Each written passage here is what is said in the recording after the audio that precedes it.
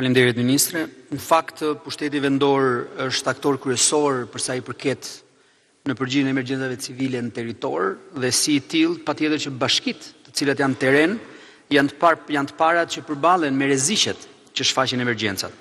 Në fakt, muajt e fundit ne na kanë ballavequar me situata ku lehtësisht evidentohet që vit pas viti nga të dhënat, sfidat që ne përballemi gjatë muajve të verës janë duke u rritur.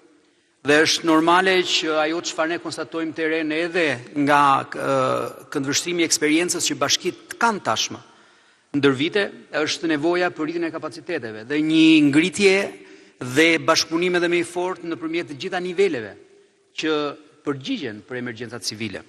Kuptohet që nëse i referohemi bashkive, është krejt normale që modernizimi dhe profesionalizimi i administratës vendore tashmë është jetik për të garantuar një siguri publike më të gjerë për qytetarët në territor. Dhe pikërisht për këtë, ne kemi disa nisma të cilët janë shumë të rëndësishme dhe Izarfikset janë një ndër to. Por patjetër në territor bashkitë janë prezente me policinë bashkiake për sa i përket sigurisë publike në këndvështrimin vendor, por në të njëjtën kohë kemi inspektoratin vendor, po ashtu kemi mënyrën se si prefekturat ndërveprojnë me gjithë sistemin.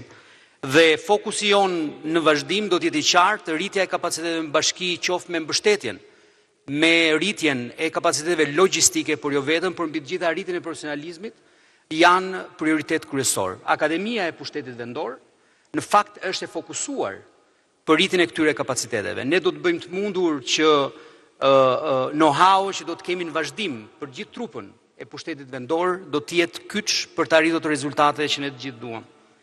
Unë besoj që është shumë e rëndësishme kur ne flasim për mënyrën se si bashkitë mund të ecin në vazhdim, patjetër që mbështetja financiare është shumë e rëndësishme. Por ne jemi po ashtu të bindur që kjo do të bazohet mbi performancë. Dhe granti i performancës në fakt është pikërisht i bazuar në tregues qartë për sa i përket rritjes dhe përmirësimit kapaciteteve dhe rolit që ato do të kenë në territor.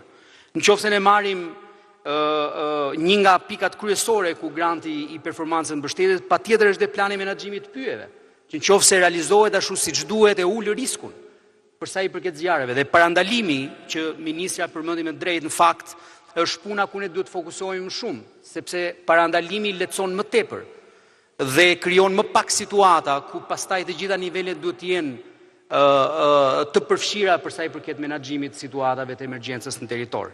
Unë jam i bindur që një bashkëpunim i ngushtë në fakt, me jo vetëm thjesht ndërministror, por me të gjitha nivelet e qeverisë si vendore dhe qendrore, do të bëjë të mundur që ne të kemi një sistem koherent dhe një sistem i cili në fund ditës është i përqendruar kundrejt produktit që ne të gjithë dëshirojmë.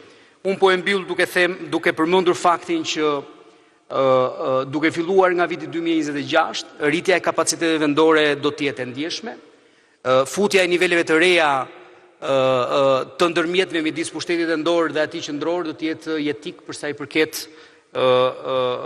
luftës që ne kemi kundër emergjencave në territor. Faleminderit.